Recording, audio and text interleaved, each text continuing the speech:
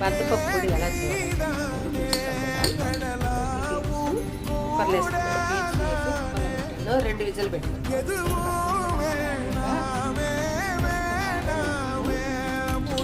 ఆవాలు ఉల్లిపాయలు వేసుకున్నాను. బంతిపప్పు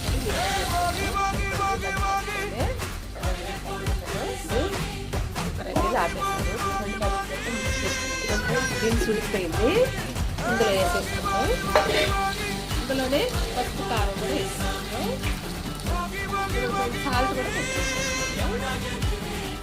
చూడండి ఎర్రగా వేసుకుంటా ఉంది. చూడండి ఉప్పు కారం పసుపు టమాటా ఉల్లిపాయలు నెయ్యి బాగా వేసి దగ్గర పుట్నాలు పొడి వేసుకుంటాం. తెల్లపాయలు కూడా వేస్తాను పొడిలో.